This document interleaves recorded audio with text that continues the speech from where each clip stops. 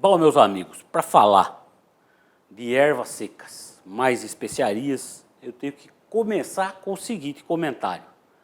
Existiu cozinha antes disso e a partir disso aqui passou a existir gastronomia. O que acontece aqui? A mudança do processo de saborização dos pratos a partir de marinadas, aromatização, picância e tudo mais, quando o ser humano fez duas coisas, passou a secar as suas ervas num ponto correto, com preservação das suas principais características e também a descoberta do caminho das Índias, porque trazia para as pessoas da Europa e do Novo Mundo os temperos da Pérsia, da Índia, da China, toda aquela inovação de paladar. Hoje a gente encontra em bons mercados, em bons locais, dessa maneira aqui, os mais diversos temperos secos e as mais diversas especiarias. Vou falar algumas aqui só para você ter uma ideia.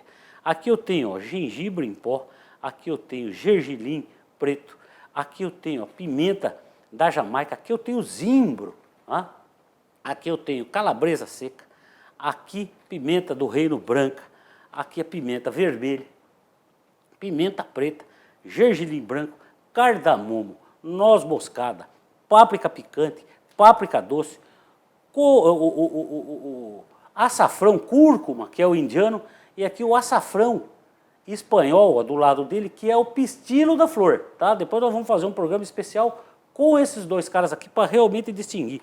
O sumagre, bastante utilizado pela culinária árabe, tá? Mas todas as ervas secas. Isso aqui a gente faz grandes combinações de sabores e de buquês para os mais diversos preparos. Tá? Então estou fazendo uma primeira apresentação para vocês, dissertando um pouco sobre a história e principalmente classificando a gastronomia antes e depois dessas possibilidades. Só para a gente ter uma ideia do que aconteceu, você já pensou você preparar uma carne gostosa, um frango gostoso, sem colocar a pimentinha do reino? Não é verdade? Você fazer um prato sem utilização, por exemplo, do gengibre, você fazer um porco assado, um pernil assado, sem a presença do louro, não é verdade? De uma boa folha de louro. Você trabalhar com pratos colocando mais picância, mais cor, sem ter essas possibilidades. Então, foi isso que aconteceu com a culinária. É exatamente essa revolução da culinária. E aí, os grandes chefes, os reis, os poderosos, contratavam os melhores chefes e aí começou a se desenvolver uma cozinha muito mais rica em sabores. Antes disso, o cara fazia o quê? O cara secava a carne salgada, ou secava a carne de sol, e era aquilo que ele comia.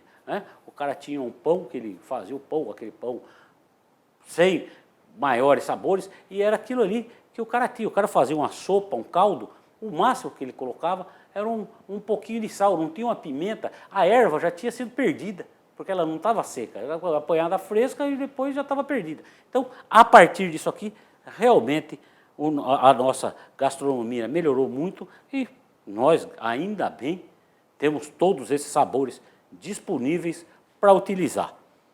E eu vou dar uma boa explicada em todos eles para vocês, nas mais diversas combinações.